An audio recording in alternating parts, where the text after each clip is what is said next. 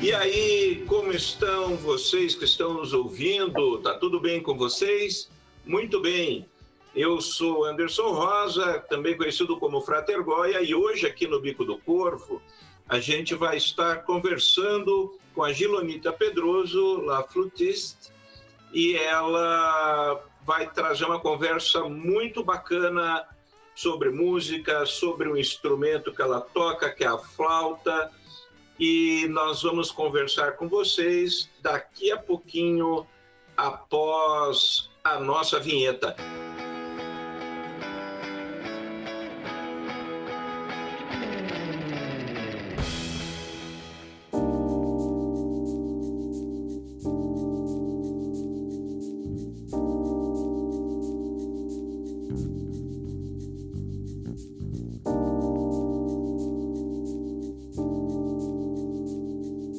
E hoje a gente está sem a presença do Marcelo Zarski, porque ele está numa dimensão paralela, ele não conseguiu um salto quântico para estar junto conosco, mas ele vai aparecer em algum momento, assim esperamos, se o metrô que trata entre as dimensões voltar a funcionar.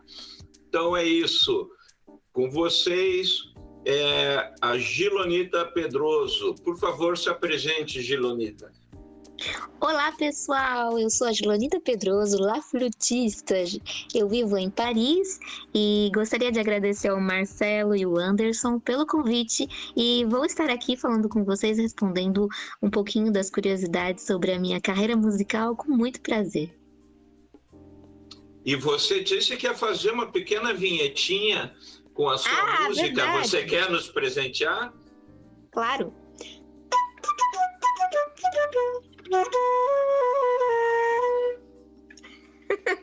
Eu toco flauta transversal. Olha só, isso é bom para mostrar para gente que nem só de Jethro Tull vive a música. Muito bom, Gilonita. Me diz uma coisa, conta aqui para mim de onde você é e como que você entrou nesse universo da música, como que você se apaixonou pelo instrumento, se é o seu primeiro instrumento, né? Que às vezes a pessoa começa em um e vai para o outro. Conta um pouquinho para a gente, deixa-nos conhecer a sua história. Então, eu sou de Ourinhos, no interior de São Paulo, e o meu contato com a música veio muito cedo. Minha mãe sempre cantou muito bem, tem uma voz muito linda, apesar de não ser musicista. E desde criança eu sempre escutei as músicas que minha mãe cantava para mim e eu sempre gostei muito de música. E igualmente minha mãe me levava na igreja, né? Minha mãe é evangélica e eu ficava encantada também com as pessoas cantando, com os instrumentos musicais, e foi assim a minha paixão, meu amor pela música. Foi assim que surgiu, na verdade. E como que você começou a estudar música? Foi dentro da própria igreja? Foi dentro da própria igreja, porque eu era apaixonada por piano, na verdade, né? Pelo piano. E eu comecei a fazer aulas para aprender a tocar os hinos da igreja. E aí depois que eu passei para flauta, não comecei com a flauta direto, não. Depois passei para flauta. Olha, mas sou apaixonada pelo piano até hoje, tá? Sou apaixonada pelo piano. Toco um pouco ainda, mas decidi ser flautista. Você sabe que eu tenho uma teoria que, na realidade, eu acho que a forma mais pura de demonstração da espiritualidade ou de contato com a espiritualidade é através da música, né? Então, você percebe que a música é uma arte universal. Eu acho que todas as artes, a arte em si é universal, mas a música, ela tem uma capacidade de nos tocar lá no íntimo, e mesmo que você não entenda nenhuma palavra, absolutamente nada, você de repente é tocado de uma forma que faz você rir, você chorar. né? E eu acho que se a gente entende que o universo é vibrações, que Deus é uma forma de vibração também, eu acho que a música é a manifestação, talvez fisicamente falando, mais pura daquilo que é a alma, né? E é engraçado que você começou falando que o primeiro contato foi através da igreja, então acho que isso faz um pouco de sentido, né? Até por isso que as igrejas sempre estimulam as bandas e tudo mais a tocarem a sua música, né? Como é que você pensa isso? Eu estou completamente de acordo com você, e existem estudos, né, com relação a isso, com a vibração e tudo, mas, é, como eu te disse, minha mãe cantava muito desde da minha gestação, e tem uma voz muito bonita, e música é realmente isso, vibração, né? Também tem isso que me aproximou muito da música, e quando, acho que ela também ia na igreja, né, na gestação, então essa vibração, ela realmente me tocou desde muito cedo, né? E com certeza essa parte divina, concordo com você, a música é a arte a mais próxima desse sentimento e desse contato, né? Com, o que você acredita, com a alma, com tudo que tem, né, de espiritual e divino. Hoje eu não tenho nenhuma religião, tá? Eu acredito sempre nas mesmas coisas que acreditei desde muito pequena, mas eu não tenho nenhuma religião, não sigo nenhuma religião. Mas eu aprecio muito as pessoas que fazem isso, inclusive com a música. E no Brasil Você... tem muito essa possibilidade, né? Tem muitas igrejas no Sim, Brasil. sim.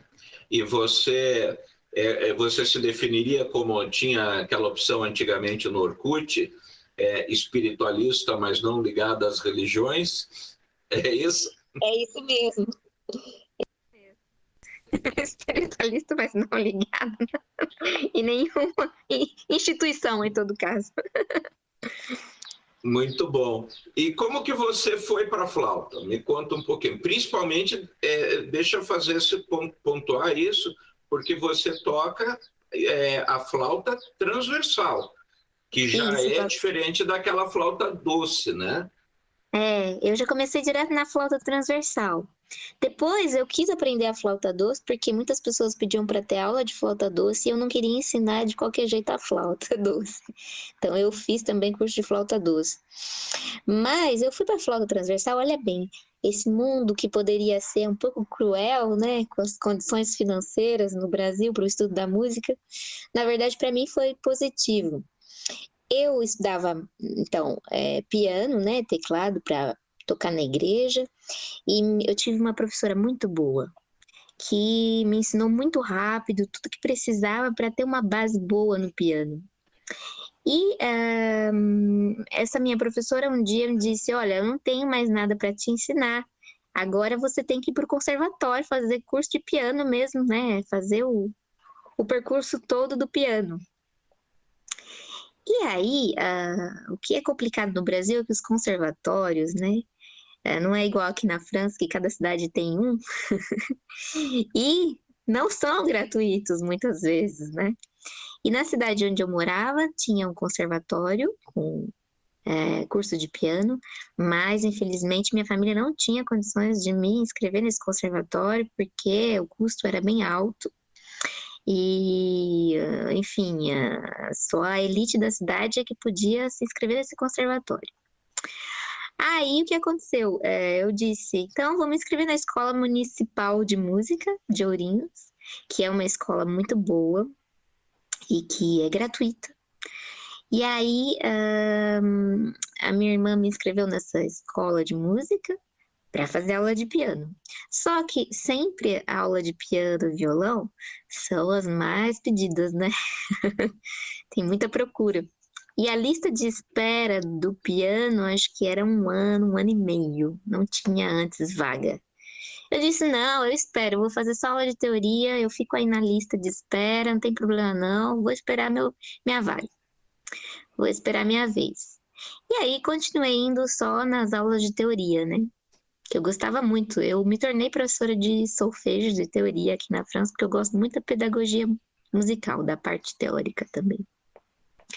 E continuei indo para aula de teoria e um dia a professora de flauta veio nos mostrar a flauta, veio tocar um pouquinho para gente, porque ela não tinha o tempo de aula dela completo, ela tinha vaga, não tinha tanto aluno assim quanto os professores de piano e de violão.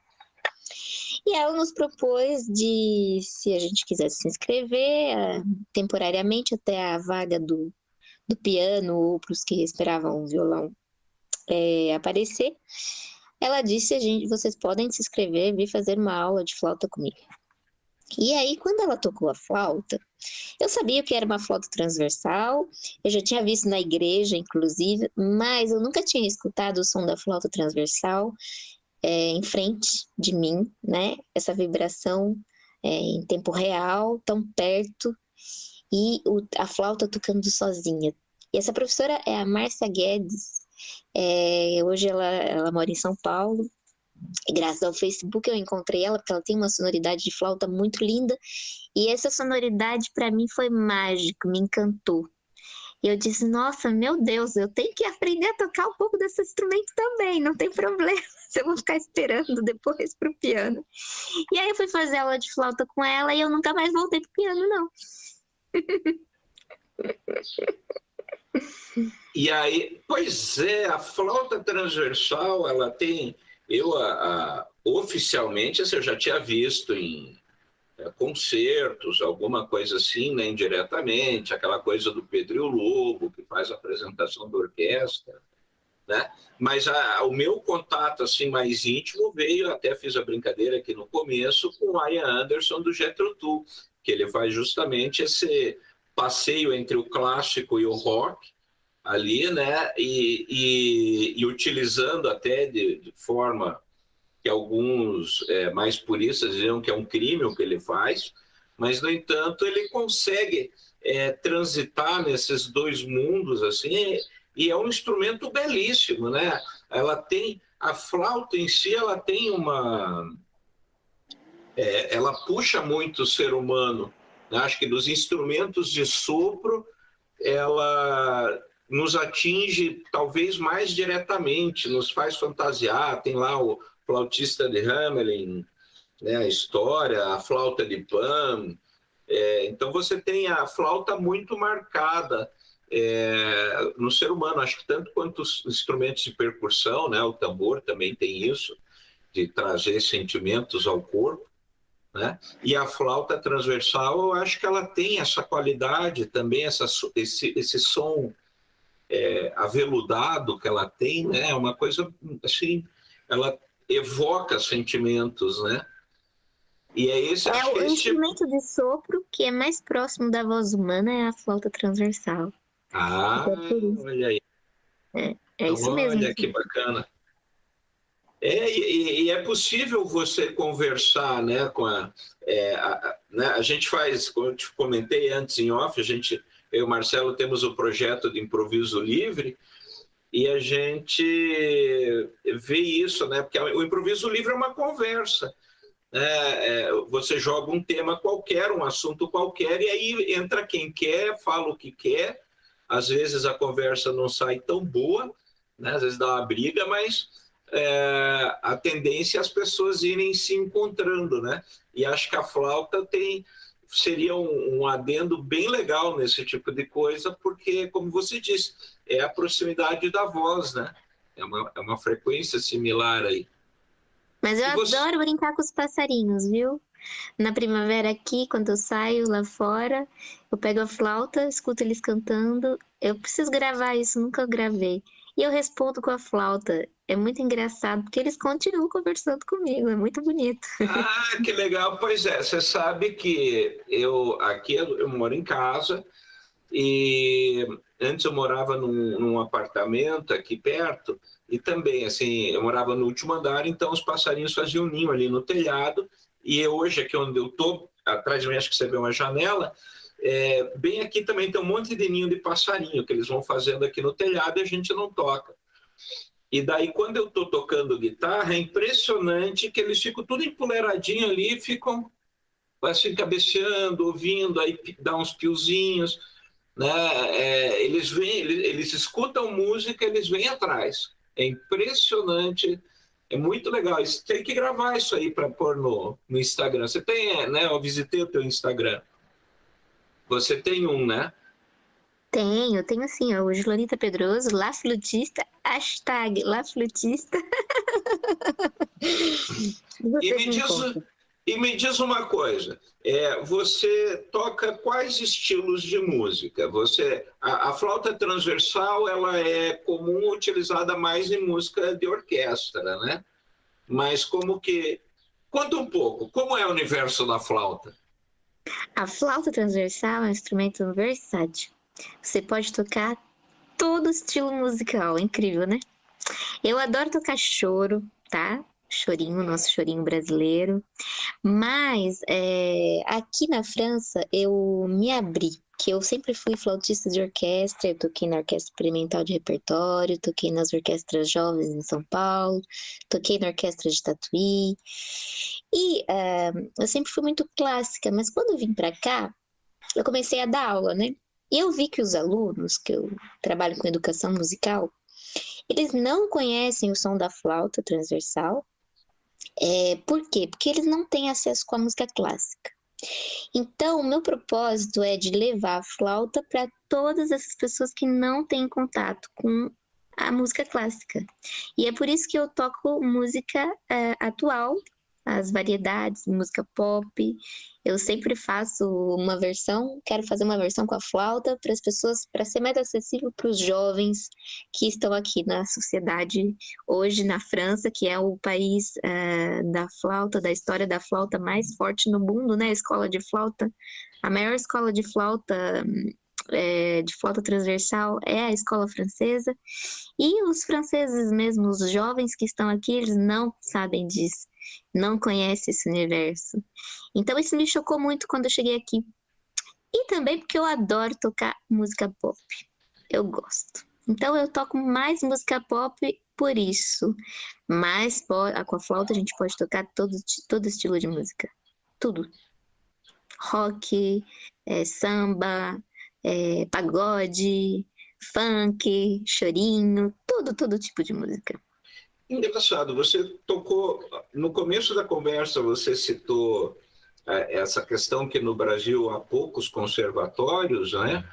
E a gente, existe um estigma, não sei, ou se é alguma outra coisa, mas a gente sempre no Brasil tem a ideia de que a cultura não é valorizada, que é difícil, a cultura seria uma coisa de elite, é uma, né? Então, na verdade, assim, você também citou a questão de valores, né?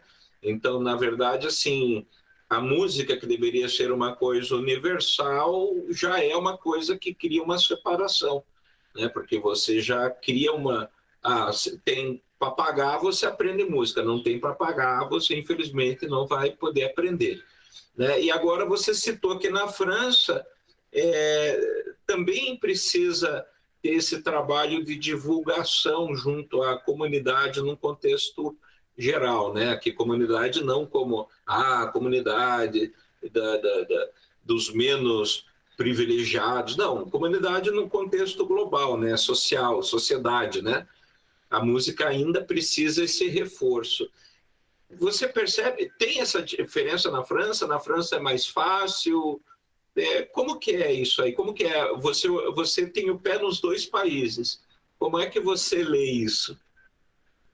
Olha, é assim, eu costumo dizer que não dá para comparar.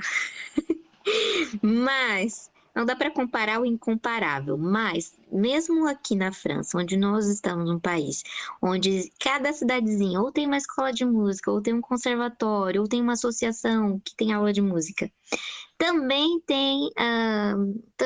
existe o mundo paralelo das pessoas que não têm acesso a isso, que não têm acesso à cultura. Claro, uma proporção muito menor que no Brasil, até porque o Brasil, nosso país é 3 vezes maior que a França, é imenso. Né? É a Tem dimensão continental. várias regiões diferentes, tem lugares onde tem mais recursos, outros não. Aqui na França, a vantagem é que a, a comunidade é muito igual. Se você vai no sul da França, tudo é muito parecido.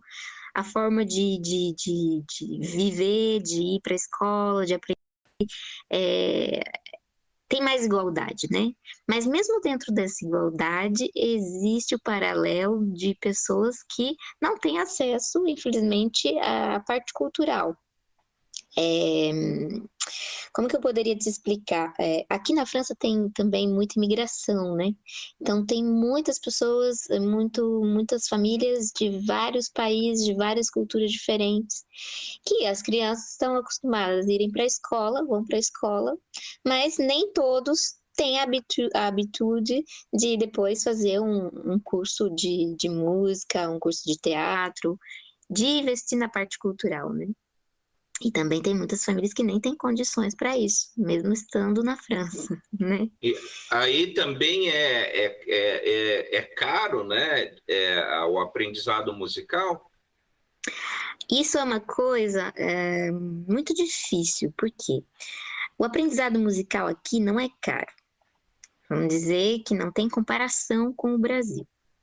Mas o fato de demandar tempo, demandar uma organização, porque, por exemplo, as crianças vão na escola aqui o dia todo. Aqui a escola é integral. A escola Então, integral. o restinho do tempo que sobra é muito difícil de organizar com o trabalho dos pais, quem é que vai levar, quem é que vai buscar, a organização mesmo, né? Existem muitas famílias que dão conta de fazer isso de letra, que faz parte até da cultura francesa de fazer várias atividades. Eu sempre tive alunos que falavam assim: ai, eu tenho aula de natação, tenho aula de inglês, eu tenho aula de hipismo. Eu falo, ulala, que horas que você vai estudar sua flauta, né? Mas existem muitas famílias que trabalham muito e que aí não tem como se organizar para poder, vamos dizer assim, pleitear toda essa parte para os filhos, né? O que é uma pena. Até porque diferente, por exemplo, da natação ou do hipismo, né? Por exemplo, hipismo, você vai tirar o tempo para ir lá na aula ou natação, mas você não vai nadar dentro de casa, né? E tampouco andar a cavalo dentro de casa. Então, você separa uma hora e vai fazer aquela hora. Agora, quando você pensa em música, na realidade, você tem uma hora de aula, e os outros dias você tem que treinar, né? Senão você não aprende. Então, não é uma hora, né, como essas outras atividades. Na realidade, né, pontuando, você tem que fazer isso. Você tem uma hora lá para estudar e, dependendo o estilo, o instrumento, você tem ali, no mínimo, uma hora todos os dias para fazer seu estudo particular. E, às vezes, acaba sendo esse tempo que falta, não necessariamente aquela uma hora da aula, né? Acho que é isso, né? É isso mesmo. E falta, então, esse tempo para poder administrar tudo isso como atividade. Mas a flauta ainda é um pouco esquecida, porque as pessoas conhecem mesmo o piano, o violão, o violino, e a flauta sempre tem várias propostas de emprego para professor de flauta, onde não tem a carga horária completa. Sempre oferecem 2, 3 horas de aula com uma classe para construir. É muito difícil de você sobreviver dando aula de flauta, porque se você for dar aula 2 horas aqui nessa cidade, mais 3 na outra, mais 5 lá no outro estado, não tem como. Então, é bem complicado, mas é um universo que a gente tem que construir também, né? E eu, como flautista, me sinto responsável que eu tenho que transmitir essa cultura da flauta transversal para as pessoas que estão aqui. A gente está na França, né? A escola mais rica de flauta transversal clássica, mas a mais rica.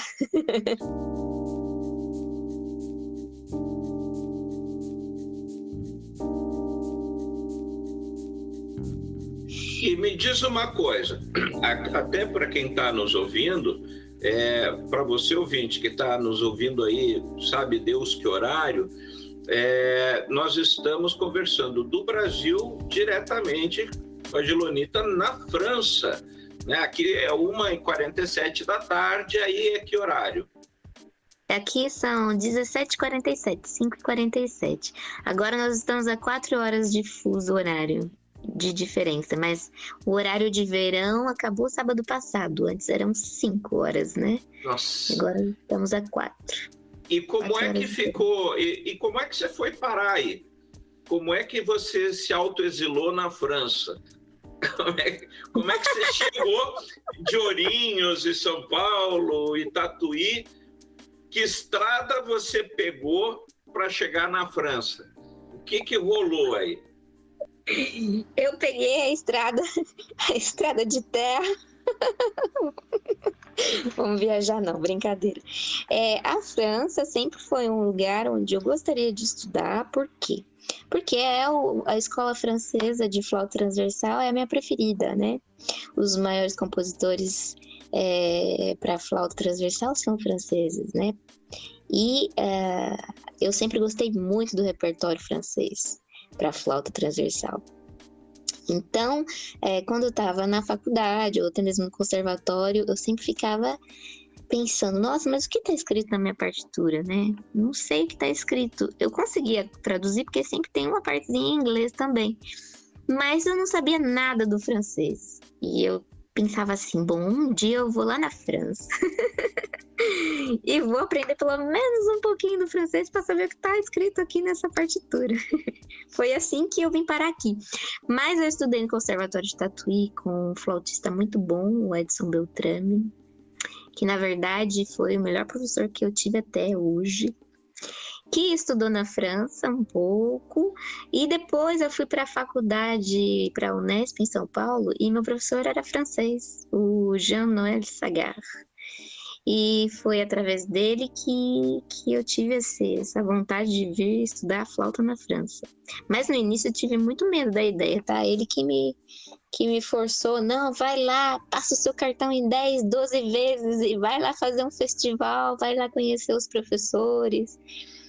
E agradeço muito ele ter me incentivado, porque eu perdi o medo e vim mesmo.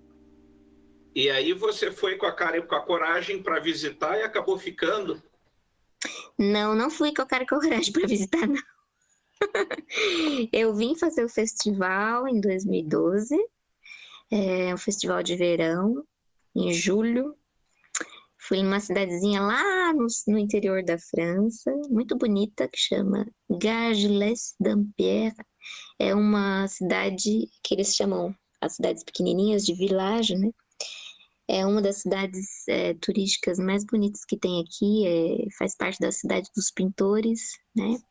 Le Village des Peintres.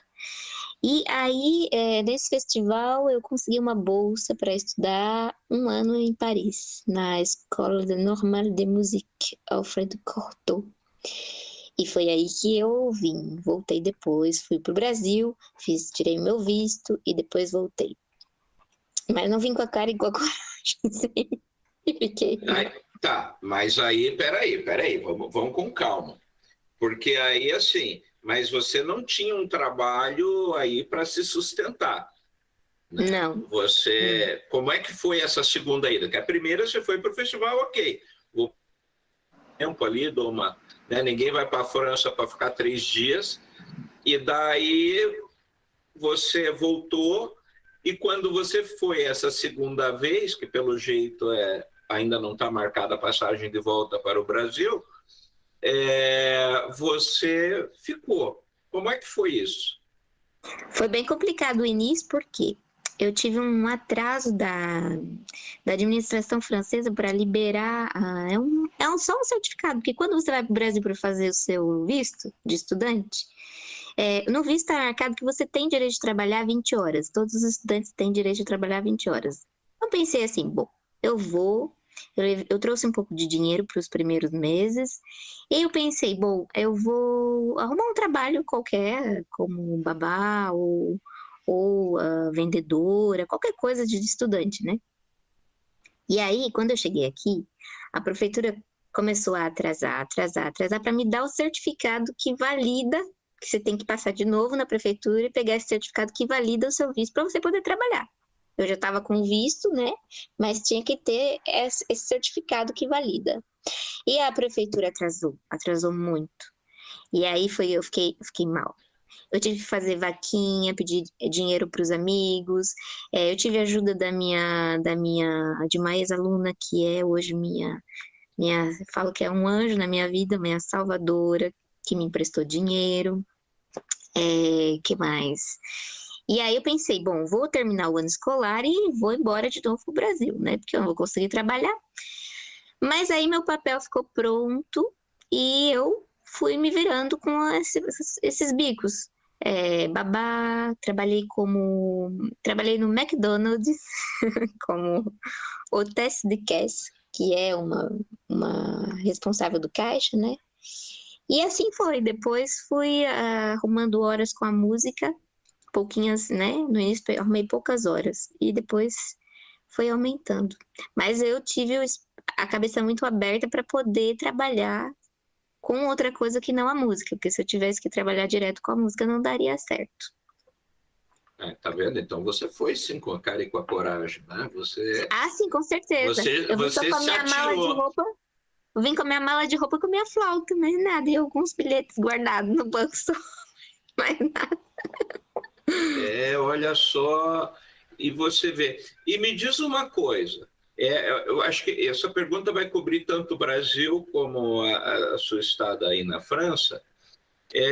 Como mulher e tocando um instrumento tão particular como a flauta transversal, você sentiu dificuldades, por exemplo, de trabalho por ser mulher, ou você sempre foi avaliada única e exclusivamente pela tua técnica? Em algum momento você sentiu, eles estão me subvalorizando por eu ser mulher? Você encontrou alguma coisa assim? Nunca. Muito pelo contrário. Nunca tive essa sensação, não por ser mulher. Mas tenho que ser honesta com você que eu sempre senti isso porque sou estrangeira. Os franceses não são preconceituosos, tá? Aqui tem uma lei da igualdade muito forte, né? Mas na hora de assinar meus contratos, o meu salário é sempre menor porque eu sou brasileira. Eles não dizem, tá? Sou brasileira, porque a senhora é brasileira. Mas é isso. A carreira artística, ela é menos valorizada porque você é estrangeiro. No início, em todo caso. Eles sempre me diziam assim, a senhora só tem experiência dando aula no Brasil. Então, coloca você na primeira categoria lá do salário mais baixo. Aí agora, algum tempo atrás, me pediram para eu dar aula de batucada, que eu adoro. Eu fiz um projeto de educação musical com batucada nas escolas.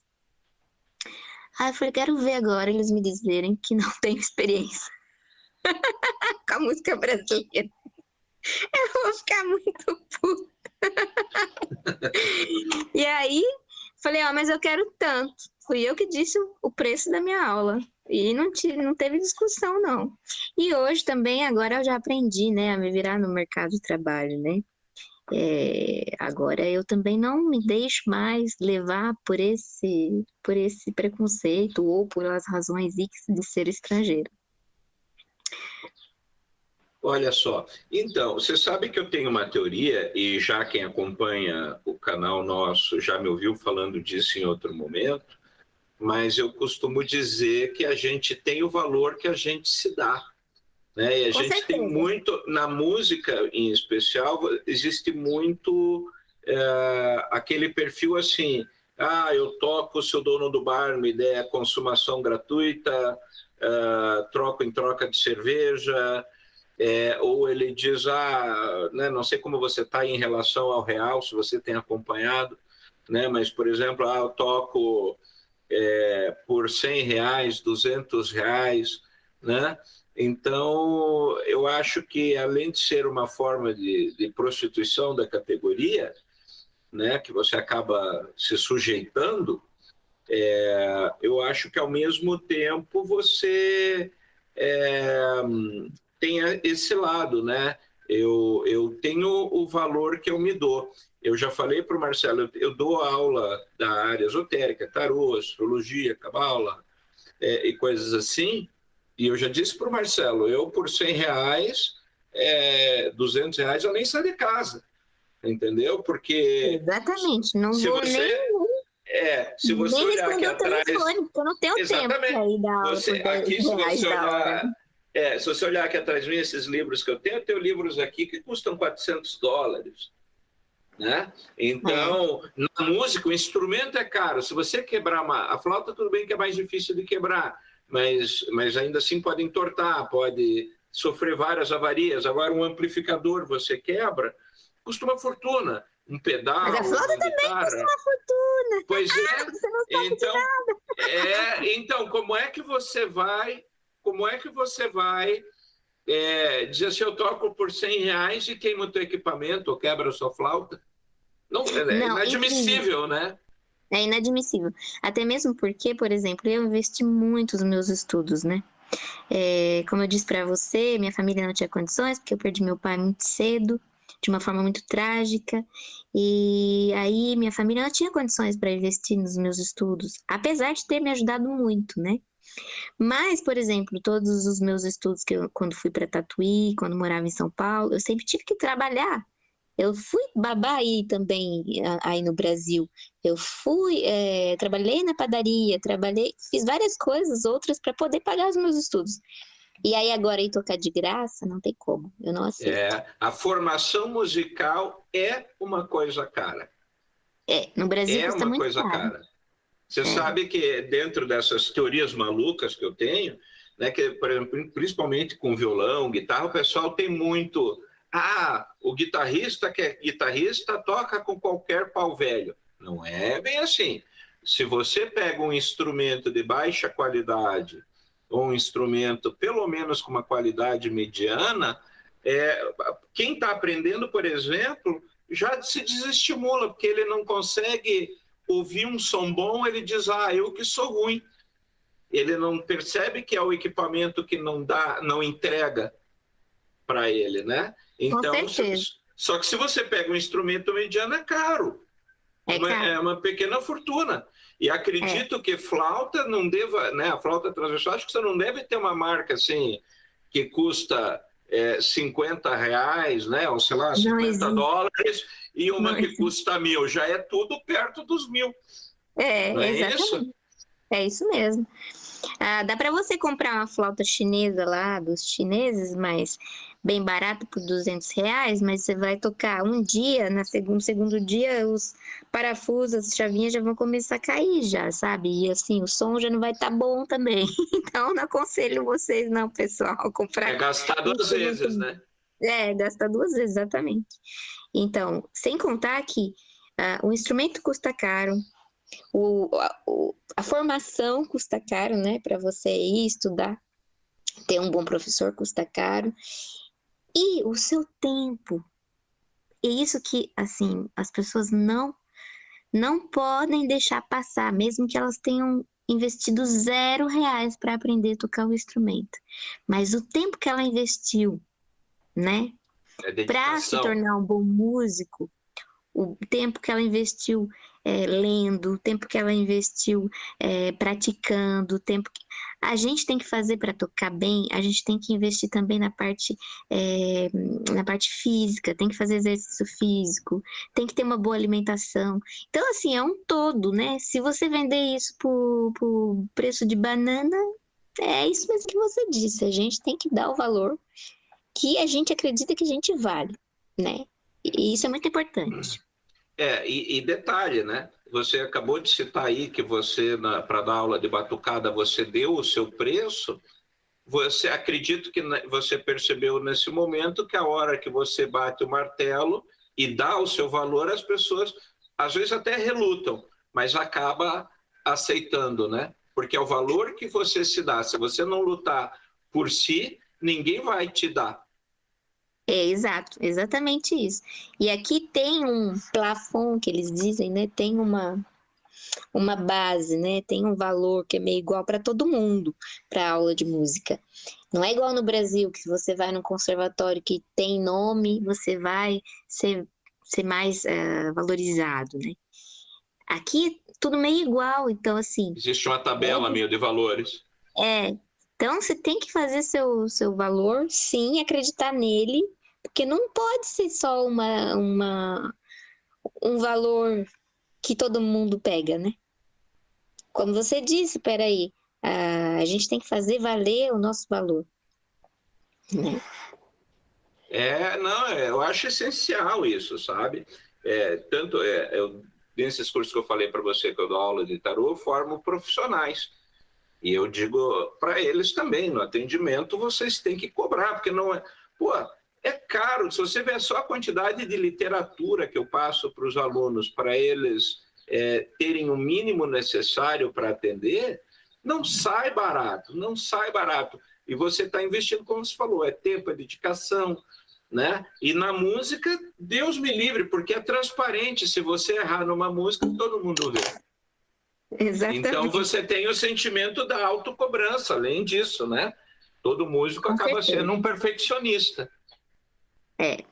E como, né? Eu sou uma ultra perfeccionista. E deixa eu te perguntar uma coisa. Hoje você está vivendo única e exclusivamente de música.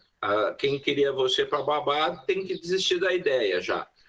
E você vive exclusivamente da música, exclusivamente dando aula, fazendo show, gravando. Como que é isso aí fora? Até para o pessoal daqui que toca e de repente sonha com uma carreira internacional. Qual é a realidade de um brasileiro numa carreira? Hoje eu vivo 100% da música. Graças a Deus. E graças a todo o esforço que eu fiz, né? Estudando música. Porque senão eu estaria trabalhando ainda como babá ou no supermercado por um salário mínimo, né? E trabalharia 35, 38 horas na semana. Aqui eu ganho mais que o salário mínimo e eu trabalho no máximo 20 horas por semana. Atenção, eu trabalho em presencial 20 horas, porque o professor aqui na França não pode dar mais de 20 horas de aula por semana. Mas aí tem toda a parte organizacional, né? Da organização das aulas, dos concertos, que eu tenho que preparar meus concertos, eu não parei de tocar. Se eu parar de tocar, gente, se eu parar de estudar minha flauta, meu som ficou horrível, então não dá. Então eu continuo investindo meu tempo, né, para tocar. Então eu trabalho muito, mas para mim eu vejo assim, nem é como trabalho, porque é a minha paixão, né? Eu não tenho essa sensação de que eu estou me matando de trabalhar. Não, eu estou fazendo o que eu gosto, né? E eu faço 100% do tempo que eu gosto. Olha que legal. E me diz outra coisa, vamos lá. Eu estou aqui, que você está falando e está me dando corda para outras perguntas, assim, né? Mas me diga uma coisa, como que foi esse período aí, esse biênio 2020, 2021, com essa questão da pandemia na vida na carreira do músico? Como é que impactou? Olha lá, você sabe que eu dava carga completa de aula, de formação musical, né? Coral, teoria, musicalização infantil, trabalhava em conservatório. E eu terminei meu ano escolar de 2000, que aqui o ano escolar começa no mês de setembro. Então eu comecei o ano escolar do ano da pandemia em setembro de 2019. E ele terminou em agosto de 2020. E eu, na pandemia, eu trabalhei tanto, porque daí as aulas não eram mais presenciais e eram todas virtuais. Cada sala de aula eu tinha no mínimo 20 alunos. Então eu tinha, no total, mais de 300 alunos de teoria para administrar. Eu criei um grupo de material para professores no Facebook e passei a trabalhar de uma forma muito mais optimal, inteligente, né? Porque no início eu sofri muito, eu não tinha mais tempo. para nada. Eu ficava só preparando aula e dando aula pela internet. Aí eu falei, gente, isso não é vida, eu vou pirar, né? E aí eu fui para essa parte da pedagogia virtual e preparei muita coisa que me ajudou muito, assim, me organizei mesmo, sabe? Me organizei com material, com todos os recursos que tinha para poder dar conta de todas essas aulas e poder tocar meu instrumento, porque senão eu não teria mais tempo de tocar. Durante a pandemia, claro, não tinha concerto, né? Não existiu nenhum tipo de concerto na França. Ao contrário do Brasil, que muitas pessoas faziam concerto embaixo nos prédios, né? Isso é muito legal. O brasileiro é muito criativo, né? Eu adorei ver isso pela internet.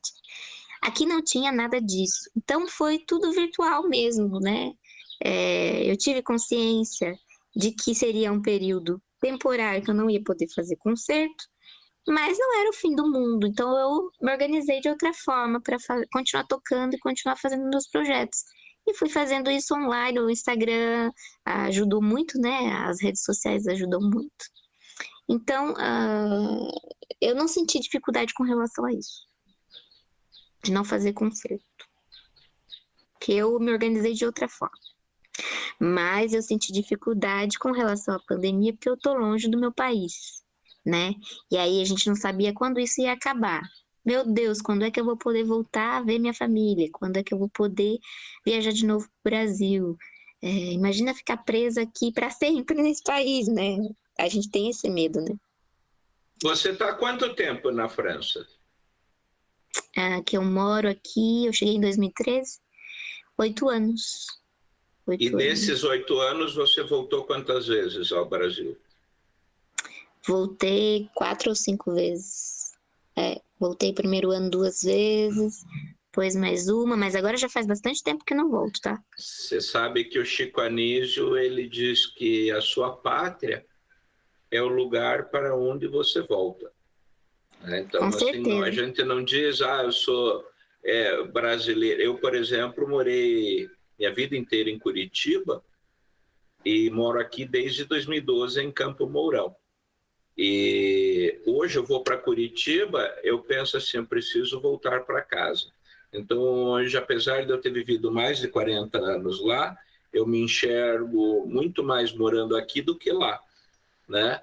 E é engraçado que você está citando aí na França, que é uma das coisas que você pensou foi, e agora, apesar de não vir faz tempo para o Brasil, você vê que entrou a pandemia, você disse, se eu não puder voltar, então o seu coração ainda mora para cá, né? Com certeza, 100% do tempo. Sabe que eu sou brasileira? Até hoje não pedi minha nacionalização francesa. Eu sou muito nacionalista. Eu amo ser brasileira e não tenho necessidade de fazer minha nacionalidade francesa. Não mesmo. Muitas pessoas fazem logo, né? Vêm com esse intuito, com esse objetivo. Por enquanto, eu renovo sempre o meu visto e tá bom. Vou vivendo. Olha que bacana isso. Pois é, Estou feliz você e não sou foi muito para se orgulhosa de dizer, transformar sou numa brasileira. francesa. Você não Não, foi aí para se transformar numa francesa, você foi para ser uma artista brasileira na França. É diferente. exatamente. É diferente. Até porque se eu E, quisesse me transformar em francesa, eu não conseguiria. e me diz uma coisa, é, como que afetou você, em termos pessoais, a pandemia? Né? O que você sentiu isso aí? O que te trouxe a pandemia? A pandemia me trouxe uma coisa muito positiva, que foi a reflexão do que eu estou fazendo da minha vida, né? Por que que eu estou aqui fazendo isso e para onde que eu vou, né? Tô no caminho certo, não tô? Então essa reflexão foi muito boa para mim. E eu vi isso de uma forma positiva, que eu tive tempo para finalmente aprender a fazer as rosas que eu tinha vontade de aprender a pintar. Sempre tive vontade de aprender a pintar flores. E aí eu tive tempo para fazer a aula que eu nunca tinha tempo de fazer uma aula de pintura. Eu tive tempo de fazer aula de pintura. Eu tive tempo de começar a reciclar coisas que eu adoro reciclar. Eu adoro trabalho manual, né? E então a pandemia para mim foi muito positiva. É meio triste dizer isso, mas para mim foi muito positiva. E eu consegui uma serenidade pensando o que eu estou fazendo? Eu faço o que eu gosto, né? Eu sou feliz tocando flauta. E aí eu vi que eu estou realmente muito feliz e que eu tenho que continuar fazendo isso, porque eu realmente amo o que eu faço. Olha, que bonito isso, hein? E você sabe que para mim também a pandemia foi muito boa. Parece tétrico a gente dizer isso, né? Mas eu cheguei a uma conclusão que, na realidade, independente do problema sanitário, né, e de saúde pública que foi a pandemia, eu percebo que, na realidade, as pessoas que não sabem, que vivem apenas, né? Eu acho que tem um grupo grande de pessoas que vive apenas assim, acorda, trabalha, paga a conta, dorme, ela sobrevive, ela não vive.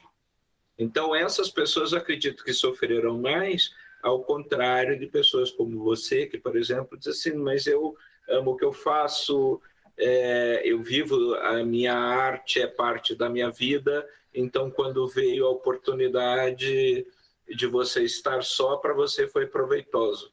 E eu também, na minha área, a mesma coisa. Né? Eu sou funcionário do poder público, oficialmente, mas extraoficialmente tem todo esse lado esotérico, tem a música, tem uma série eu dou aula de Tai Chi Chuan aqui para a comunidade 3 dias por semana gratuitamente, para incentivar as pessoas à prática voltada à saúde, né? E para mim a pandemia foi maravilhoso, porque eu pude treinar, meu mestre é da Irlanda, então, nós treinamos quase 14 meses. Eu tive aulas semanais com ele, graças à pandemia. Né? Que Então, legal. quem sabe, eu acho que quem sabe o que quer da vida acaba aproveitando essas oportunidades. E aquela pessoa que apenas come, paga conta, dorme, ele está adormecido para a vida. Né? Aí acho que essas Exato. pessoas sofreram. Não Mas sei olha, se. eu tava meio que nesse caminho, né? Eu tava nesse meio caminho do dorme, acorda, paga conta, porque eu dava muita aula, pagava conta e, tipo, eu era feliz, porque eu adoro dar aula, como eu disse pra você, adoro a pedagogia. Mas o que que eu tô fazendo da minha vida? Eu vou ficar dando aula, né? 100% do tempo, não vou mais tocar minha flauta. A E hora a que você se questionou, pandemia, né? foi quando eu me questionei. Ah, mas aí as pessoas me disseram, mas peraí, você trabalha com música, por que que você está se questionando? Vai fazer outra coisa? Falei, não, eu vou fazer 100% do tempo que eu gosto de fazer, que é tocar minha flauta. E ainda dou aula, mas agora também toco mais. Foi aí Olha que eu que legal. criei a La Flutista. La Flutista, ela nasceu do confinamento, na verdade. Então, conte um pouquinho. Ótimo, chegamos num ponto legal. Me diz uma coisa. Então, me fale sobre La Flutiste. La Flutista é uma pequena empresa. Na verdade, é uma microempresa, né? Que é igual aí no Brasil, a gente pode ser microempreendedor, aqui também tem isso. E a La Flutista é a minha pequena empresa para vender meus concertos, é tudo que eu faço com relação à parte artística da Julanita Pedroso passa pela La Flutista. E La Flutista, quando eu abri La Flutista, eu pensei, nossa, e agora, né? Não vou ter mais salário, né? Porque eu trabalhava na educação nacional como professora de educação musical. Essa La Flutista vai dar certo, não. E por incrível que pareça, aí no primeiro mês a La Flutista papelada nem estava pronta. Eu já vendi um concerto no Castelo, aí depois eu vendi horas como responsável pedagógico em conservatório privado. Eu falei, nossa, La Flutista ela marcha, gente, ela funciona. E estou muito feliz que La Flutista funciona. O mês passado fui tocar na Itália, toquei numa loja de roupas vintage, que é uma coisa que eu gosto muito, né? A reciclagem, dá uma segunda vida para as coisas, né? Essa consumação desvairada, sem rumo, né? Que as pessoas compram, compram, compram, compram. Eu não acredito muito nisso. Adoro as blogueiras, eu sigo várias blogueiras brasileiras, mas eu acho meio inútil comprar um produto para usar uma vez e depois não usar mais, né? Sem contar que tem toda uma indústria atrás da moda, né? Então eu gosto muito, valorizo muito o vintage, é, gosto muito de brechós. E eu fui tocar num brechó chique na Itália, em Florença, Olha que legal. e fui muito bem recebida. E toquei lá, e agora no Natal vou tocar em Veneza. Olha que bacana. Então E tudo isso é lá aí, que funciona. e aí você lança, La Flutiste, você lança só a música ao vivo ou você também faz gravações para pôr no Spotify, YouTube, alguma plataforma de streaming? Então, olha, o meu sonho, o meu objetivo é gravar, é gravar. Bom, agora a gente não grava mais no CD porque o CD nem existe quase mais, né? A gente coloca nessas plataformas. E eu ainda não tive tempo, porque eu fiquei nessa parte da criação do La Flutista, fui vender os concertos, comecei a organizar, fiz uma boutique online, com cadernos de música, com design dos castelos onde eu toco. Então eu não tive tempo ainda, mas o meu próximo passo agora é é, gravar La Flutista, tocando flauta. Olha que legal. E você compõe também? Então, eu adoro, adoro, adoro, adoro, adoro mesmo, de paixão, a composição, mas eu não tinha tempo, né? A criação, eu gosto muito da criação musical. E até agora eu não tive tempo de fazer isso. Então, agora com a criação do meu CD, eu vou poder também fazer arranjo, compor um pouquinho e entrar nesse universo, né? Ter esse tempo. Você, pelo que eu vi, acho que no seu site, você tem pop, jazz, clássico, eram 4 categorias. Quais Então, eu eram? coloco lá clássico, jazz, pop. Por quê? Mas eu posso tocar de tudo, né? Eu gosto de tocar, de ser versátil, de tocar tudo que me pedirem para eu tocar, eu toco. Eu tive muita sorte que essa minha professora de piano, quando eu era pequena aí no Brasil, a Silmara Miriam, lá de Ourinhos, ela me ensinou a tocar com os acordes no teclado. E eu aprendi a improvisar depois, porque como eu tinha esse acesso ao campo harmônico, quando eu fui pro Conservatório de Tatuí, eu fiz as aulas de jazz lá com o departamento de música e jazz. E aí eu aprendi a improvisar. Então eu tenho essa facilidade de poder tocar qualquer estilo de música e de improvisar. Adoro. Você tocou lá com Djalma Lima, esse pessoal todo lá. Eu fui nas aulas do Costita, do Hector Costita. E, e não fiquei só no clássico, então isso me enriqueceu muito, porque agora eu posso tocar música, qualquer tipo de música, né? E você já tocou improviso livre? Já, já. É muito bacana, porque você se sente realmente livre, você não tem uma partitura na sua frente, né? Isso eu adoro. Inclusive, eu não toco mais com partitura. Nos concertos eu tenho tocado tudo decor. O que demanda uma preparação, né? Mas Olha é que muito legal. bom. Eu gosto. Pô, um dia eu queria convidar você para fazer, a gente, quem sabe, gravar alguma coisa com o Emish, até via internet mesmo, Que fazer essa legal, conexão. Tem um programinha que a gente usa chamado Sonobus, legal. que, que ele consegue fazer essa ponte. Ele tem um tempinho, uma latência pequena, mas dá para gerenciar. E daí ele Legal. permite esse contato. Vamos combinar um horário para a gente fazer uma maluquice assim e gravar. Isso Que aí ficaria bacana. bacana. Eu sou doido para ter uma flauta presente lá. Olha Ah, só, quem sabe. obrigada. Obrigada pelo convite. Que bacana. Vai ser uma experiência E muito boa para mim. vai ser muito legal se der certo. Temos que conciliar horários e vamos negociar isso aí, vamos conversar isso aí. E me diz uma coisa, você sonha em voltar para o Brasil? como para morar ou apenas para trabalhar? O que você pensa? Qual é o seu plano para o futuro?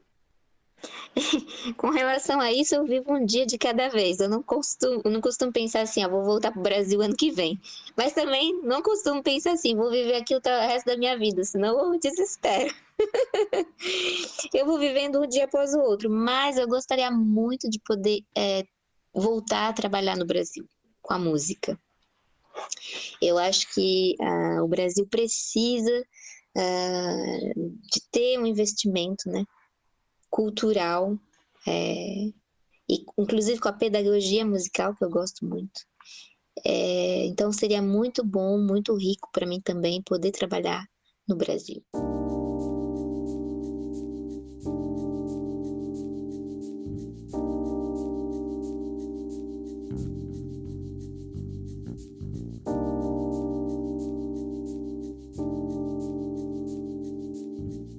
Explica um pouquinho para quem não conhece, eu, por exemplo, não conheço, fala um pouquinho da pedagogia musical, apresenta um pouquinho para a gente. Como que funciona? A pedagogia musical engloba várias coisas. Por quê? A pedagogia musical você aprende a tocar um instrumento. Aí é um tipo de pedagogia, onde você vai aprender a ler a partitura, você vai aprender sobre o seu instrumento, vai praticar e tudo mais. Mas também tem a educação musical, que aqui eles fazem nas escolas, onde não se aprende a tocar um instrumento, mas a pessoa vai ter o contato com a música, com o repertório clássico, com todo tipo de repertório, com a parte histórica, né? E, por exemplo, aqui na França, a voz é considerada o instrumento, na verdade. Então, tem o canto coral, que é muito forte. E essa parte da pedagogia musical é uma coisa que eu gosto muito, porque você não depende de um instrumento para você poder se exprimir musicalmente, né? A música faz parte de você, na verdade. Tem a percussão corporal, tem o canto, até mesmo o silêncio, quando a gente faz silêncio junto, né? Também faz parte. Você conhece o livro Ouvido Pensante, do Murray Schafer? Conheço. Ele tinha muito isso, né? Exatamente. Eu tive muita sorte quando eu fiz o curso de musicalização infantil aí no Brasil. Eu fiz o método Carl Orff, que é um método muito rico, né? Um método alemão muito rico com a educação musical. E aqui tem vários métodos ativos de música, de pedagogia musical, né? O Carl Orff que você está falando é o mesmo do Carmina Burana? É o mesmo do Carmina Burana. O Carl Orff desenvolveu um projeto musical nas escolas na Alemanha. E eu acho isso muito interessante. Eu acho que tem um trabalho muito grande para fazer com o Brasil nas escolas, né? E deixa eu aproveitar e fazer uma pergunta que não quer calar. Como é que está sendo visto aí, como é que o Brasil está sendo visto hoje aí por vocês na França? Né? E por você, como brasileira, fala um pouquinho para a gente. Detalhe, nós não temos nenhuma, eu tenho minhas convicções políticas particulares, né? Às vezes a gente expõe aqui, dá uns tapas aqui, mas assim, então você pode falar sem restrições, ninguém vai perseguir você, ninguém vai fazer nada, tá? Eu só quero a sua opinião como uma brasileira que reside hoje na Europa, como o Brasil está sendo visto e até principalmente por brasileiros. Quando você olha o Brasil e o que você vê aí? Me conta um pouquinho. Olha, como eu te disse, eu sou nacionalista. Se eu for te contar como eu vejo o vejo o Brasil como um país lindo, riquíssimo culturalmente, mas que a gente sempre nada e morre na praia, né? Infelizmente. Então, hoje, não falando do presidente atual e nem dos presidentes anteriores, eu vejo que o Brasil precisa se fortalecer, né? A crise, ela sempre existiu. Eu até costumo dizer aqui, quando os franceses me dizem, mas agora tem a crise, como é que eu vou fazer para trabalhar? Como é que eu vou fazer para pagar isso, pagar aquilo? Eu falo, peraí, mas olha, eu não estou nesse pensamento aí negativo que vocês estão, por quê? Porque eu nasci no Brasil, já nasci na crise. Eu já nasci Nós nascemos em crise. E eu nasci numa família muito, muito, muito. Como que eu posso dizer? Não é pobre, porque eu não acredito só em pobreza financeira, né? Eu acredito muito na pobreza cultural das pessoas. Mas eu nasci numa família muito simples, né? Então, eu falo para eles assim: mas peraí, vocês estão reclamando do quê? A crise de vocês não é nada comparada à nossa crise, né? Ou Que as já nossas existia. desigualdades, né, que você citou lá no começo. Que já existia antes. Mas, ao mesmo tempo, eu vejo o Brasil, Julonita Pedroso, vejo o Brasil como um país com potencial imenso e que precisa acontecer alguma coisa aí, pessoal, vamos acordar, vamos bater panela se precisar. Porque não dá para ficar nadando, morrendo na praia, né? Não dá. É triste, é uma pena. A gente não pode mais aceitar isso, né? E os brasileiros que estão aqui veem o Brasil como um país pobre, que não tem condições de voltar para viver. Então, assim, não é a mesma visão que eu tenho, né, da parte cultural brasileira, da riqueza cultural que a gente tem. E a gente tem muita riqueza também, né, com relação não só à parte cultural, mas muitos recursos. Mas a gente precisa valorizar isso. Eu acho que a gente tem, assim, nós temos os produtos, né? Então, nós temos a cultura, nós temos aí bens de consumos, insumos, nós temos uma série de riquezas, né, em várias áreas, né? A própria cultura, como você falou, é riquíssima. Eu conheço músicos fabulosos, escritores fabulosos, né? Eu estou muito ligado com o movimento de arte, coisas assim. E eu vejo que temos pessoas com muita competência, muito talento, principalmente, mas eu acho que no Brasil o que nos falta é administração. Não é, né? Não é necessariamente, não é por falta. Por exemplo, acho que a música, você ter que lutar em qualquer carreira, não só música, mas eu acho que você ter que lutar para sobreviver daquilo não faz muito sentido, porque parece que o tempo inteiro a própria administração, em especial pública e também na privada, tentar colocar você para baixo, né? Então, eu preciso, por exemplo, né, uma crítica local, aqui nós vamos fazer o show e tem que pagar para a prefeitura porque nós vamos usar o teatro, ok, tudo bem, né? Mas primeiro que né, deveria ser um espaço público, não deveria ter que pagar uma coisa que os impostos já pagam. Segundo, que a prefeitura poderia, por exemplo, fazer alguma forma de ingressos, venda de ingressos online e receber com isso. Aí não, a prefeitura quer que eu leve os ingressos para carimbar lá. Então, assim, você vê um problema de gestão.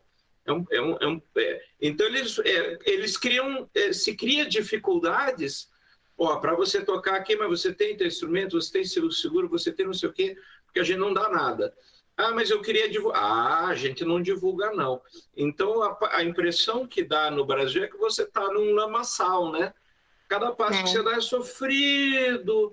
E isso, para mim, é gestão, não as dificuldades da carreira, né? Que aí tem mais a ver com talento, dedicação. Eu vejo que são dificuldades de gestão. E eu não vejo como isso pode fazer melhorar, não sei. Como você disse, a gente precisa melhorar. Mas você vê essa coisa dos artistas que a gente tem, isso é riquíssimo, porque até a flauta transversal, né? Eu disse para você, a França é o país com a escola de flauta transversal mais rica. Mas olha, vou falar uma coisa para você, e eu digo isso sempre para todo mundo. O melhor professor que eu tive é brasileiro. O melhor professor de flauta transversal que eu tive é um brasileiro. É o Edson Beltrame. Eu não me interessa trocar o que eu aprendi com ele, as técnicas que eu aprendi com ele, com as técnicas dos professores daqui, não. Não, é uma coisa que me enriquece a mais? Mas o que eu aprendi no Brasil, para mim, Teve outro valor, né? É, e quando eu Mas fui, eu nem sabia que o Edson Beltrame era brasileiro. Quando eu fui no festival, no encontro de flautistas em Tatuí, existe um encontro lá de flautas, vieram vários artistas internacionais tocar. Veio francês, americano, alemão. E cada dia tinha um concerto de um flautista diferente, era um encontro de flauta, né? E aí fui assistir todos os concertos. Aí no final da semana me perguntaram qual foi o concerto que você mais gostou. Falei, nossa, o flautista lá, Edson Beltrame, da onde que ele é? Ele é italiano? Eu adorei, adorei, adorei, porque eu não sabia que ele dava aula no Tatuí, nem sabia que ele existia, fazia aula com outro professor. E aí a minha amiga me disse, mas ele é brasileiro, dá aula aqui no Conservatório de Tatuí. Falei, gente, o melhor flautista para mim tá aqui. E aí fui bater na porta dele, eu quero fazer aula com você. Insisti até ele me arrumar uma vaga para me dar aula. E, e confirma hoje, passando por vários professores diferentes, né, por várias técnicas diferentes, confirmo hoje que realmente o melhor professor que eu tive é brasileiro, olha né? só, você sabe que também, né? Eu, como eu te disse, eu morei muito tempo em Curitiba, que é uma capital. Eu viajo o Brasil inteiro, dando aula, tudo mais. E, e eu digo para as pessoas daqui, eu nunca vi um time de músicos tão bons como eu vejo aqui em Campo Mourão. É impressionante, assim, o nível. Nós temos guitarristas excelentes, bateristas. Nossa, na banda nós temos 2 baterias. E eu digo para você que são talvez 2 dos melhores bateristas que eu já ouvi. E olha que eu sou audiófilo, então eu escuto música do planeta, de tudo, e os 2 que tocam com a gente são verdadeiramente abençoados, são fabulosos na sua musicalidade, né? Baixistas bons. Nossa, nós temos gente aqui que eu digo, como é que esse pessoal está numa cidade de 90 mil habitantes e que a própria cidade não valoriza esses talentos, né? E são pessoas com extrema habilidade. Porque uma coisa é você conhecer alguém, tem fulano lá que toca muito bem, né? E aqui nós temos um coletivo que toca muito bem. É impressionante isso, né? Então a gente precisa realmente olhar um pouco para dentro, parar com a síndrome do coitado, a grama do outro é mais verde que a minha, né? Com Porque certeza. eu acho que o talento está onde você está, É, né? E assim como se disse, né? Crise por crise, nós nascemos em crise, né? Eu também passei vários apuros na minha vida, estou aí, já tenho meus 50 e tantos aí de idade, já essa crise econômica grande é a terceira que eu pego na minha vida, né? E eu costumo sempre dizer para os meus alunos, brincando, que de cortar a grama até da bunda eu faço qualquer negócio para sustentar a minha família. E devo dizer que, graças a Deus, nunca precisei cortar uma grama, né? Então, a gente sabe que você tem que defender aquilo que você acredita, né? E eu vejo assim que quem é artista acaba tendo isso muito forte, né? Defender aquilo que acredita. e acreditar, né? Tem que E acreditar, né? acreditar e seguir, né? E seguir, não ficar se vitimizando, né? Ah, meu Deus, a pandemia, ai, ai, ai, como é que eu vou fazer agora? E aí, né? Não, peraí, que bom ter a pandemia, vamos ver o lado positivo da pandemia, pessoal. Então vamos aprender uma coisa nova, tem mais tempo? Vamos estudar uma coisa nova, vamos tocar um instrumento novo, né? Então, assim, e a crise, sempre vai ter crise, eu acho, né? Se não for financeira, vai ser crise existencial, né? Por que que estamos vivendo, o que estamos fazendo, né? Então, É, eu acho assim, é, a pandemia, ela, num contexto global aí, eu acho que ela nos trouxe um momento de reflexão. Acho que é o principal legado da pandemia, né? Se olhar e é, realmente se perguntar o que eu estou fazendo da minha vida, Exatamente. Foi o que eu te disse que eu realmente foi a primeira coisa que eu pensei. O que eu tô fazendo da minha vida? E eu acho que tudo isso vai passar, mas a gente tá tendo que aprender a conviver com isso, né? E não podemos deixar de acreditar que tudo ainda é possível. Artista, não deixe a peteca cair, não desacredite, né? Continue lutando pelos seus objetivos, seus sonhos, seus direitos. É, essa coisa aí da prefeitura não querer carimbar os ingressos para vocês, a prefeitura não querer disponibilizar o material, isso para mim me choca muito, porque deveria ser o contrário, a prefeitura deveria fazer tudo para vocês irem lá, sabe? Até porque o nosso vai ser um dos primeiros shows depois de pós-pandemia. Exato. E até mesmo o prefeito, não sei quem é o prefeito dessa cidade, quem comanda essa prefeitura, essa pessoa deveria estar investindo muito, muito, muito nesse espetáculo que vocês vão fazer para trazer o público, né? Para fazer as pessoas verem uma outra forma de vida, né? Não só trabalho, casa, dorme. Trabalho, paga a conta, casa, dorme. A gente não é robô, né? Exatamente. Não, mas são lutas, né? Me diz uma coisa. Quem quer achar você, te acha como? Aonde você está nas redes sociais, na internet? Como achamos a Gilonita Pedroso? Então, as pessoas sempre me perguntam isso, e eu sempre disse, olha, tenho Facebook, Instagram, YouTube, tenho todas as redes sociais. TikTok, que mais que eu tenho? Telegram, eu disponibilizo material pedagógico no Telegram para os professores, viu? Professores aí de escolas públicas que precisam de material para educação musical, para complementar as aulas de educação artística, etc. Podem entrar no meu Telegram. Para me Olha, achar, que legal. Poxa, que legal. Até, desculpa cortar, mas você acabou de falar uma coisa essencial, né? Que disponibiliza material para o pessoal das escolas públicas. Depois, se você puder deixar aí já um contatinho para isso, porque eu sou da educação. E aí eu trabalho na Secretaria de Educação do Estado. E daí eu posso passar você para o departamento nosso pedagógico, para o pessoal que faz a tutoria das aulas de artes. E daí acho que seria muito legal, talvez até um dia, quiçá, combinar alguma apresentação sua, alguma fala sua, sei lá, para os professores de arte, né?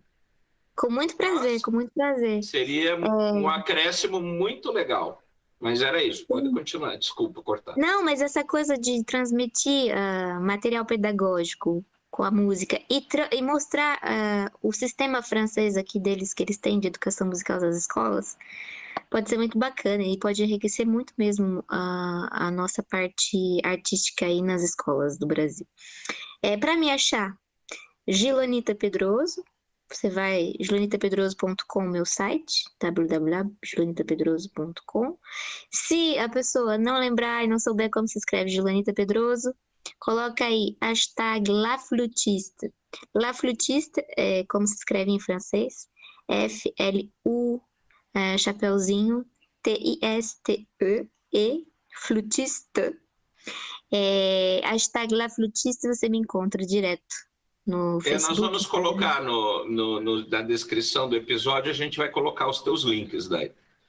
Isso, não esquece do hashtag LaFlutiste. Esse é o mais importante. Não esquecemos, não. Puxa, que legal. Olha, eu estou vendo aqui, deixa eu ver, estamos em 1h23 de gravação, o tempo voa, e assim, nossa, eu ficaria conversando muito com você. Eu quero aproveitar que eu estou me coçando para falar isso o episódio inteiro, mas eu percebo que você comentou que a flauta é o instrumento que mais se aproxima da voz humana, e é engraçado que a sua voz tem já uma sonoridade de flauta. Sério? Principalmente eu que estou ouvindo, você pelo fone e está extremamente sonora a sua voz e você tem umas nuances que você percebe essa coisa do instrumento que você toca. E outra coisa, é impressionante como o francês está fazendo parte da sua vida, que você já algumas palavras do português você deixou para trás e jogou o francês aí no meio, né? Então, muito legal. Duas coisas que eu queria pontuar, achei muito bacana, assim, e eu não tinha tido contato contigo anteriormente, mas o Marcelo, que continua perdido no espaço interdimensional, mas fiquei assim, nossa, eu estou maravilhado com a tua história, com a tua dedicação para a música e a tua contribuição musical. Nossa, eu só tenho a te agradecer assim. E eu queria deixar o espacinho final, essa é a minha última contribuição, para você dar alguma mensagem, se você tiver, para deixar o espaço aberto, se eu esqueci de falar uma coisa que você queria muito falar, então esse é o momento seu para você fazer suas considerações finais e o que você quer deixar para o público que está te ouvindo aí. Ok, olha, eu gostaria muito, muito de agradecer você, foi um prazer para mim estar com você, agradecer o Marcelo, quero agradecer o meu aluno Carlos, que nos colocou em contato, Carlos Cordeiro, que é um músico sensacional, ele tem muita facilidade para tocar vários instrumentos, é um multi-instrumentista. E quero também deixar aqui a minha mensagem de que se você quer, você consegue. Se você sonha, você realiza. Então, acreditem, se você é artista ou se você está numa faculdade de outra profissão e que você gostaria de fazer o que você ama, faça o que você ama. Se você acreditar, você consegue. Ótimo. A sua capacidade de sonhar é proporcional à sua capacidade de realizar. Exatamente. A gente não pode esquecer isso. É muito importante, a gente não pode esquecer isso. Não se deixe levar pela corrente, né? Pela corrente do marasmo, que é ir trabalhar, pagar conta, dormir e comer. Trabalhar, pagar conta, dormir e comer, aquilo que a gente disse. Então aproveitem essa coisa da pandemia para pensar e acreditar no sonho de vocês. Isso é muito importante. Dedicar-se aos seus sonhos. Excelente. Olha, deixou muita coisa para o pessoal. Deixou já muita coisa para o pessoal pensar. Vamos ver o pessoal transformar isso em ação. Espero que aconteça. E tudo é possível, viu?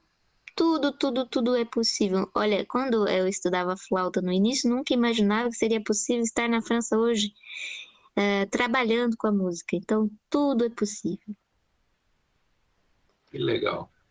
Mais uma vez, Jolanita La Flûtiste. Foi um prazer estar com você. Eu agradeço em nome do nosso programa, né, no Bico do Corvo, e agradeço também pelos nossos ouvintes e tenho certeza que eles vão passar um tempo memorável ouvindo essa conversa. E fica de novo o convite, se você uma hora quiser tocar com o Projeto Emish, a gente coloca em um sonobus, vemos uma agenda e quem sabe a gente faz uma piração juntos aí com improviso livre transcontinental. Com o maior prazer. Quando você achar necessário e quiser gravar comigo, me escreva, estou aqui aberta para isso. Muito obrigada pelo convite por esse programa. E obrigada, pessoal, por ter escutado o nosso encontro, né? Tá bom. Deixo um grande beijo para você e sinta-se acolhida sempre aqui no Brasil. As portas estão sempre abertas, pelo menos aqui em Campo Mourão. Você tem pouso seguro com a gente aqui. Tá muito bom? Obrigada, muito obrigada. Um beijo grande, pessoal. Tchau. Tchau, tchau.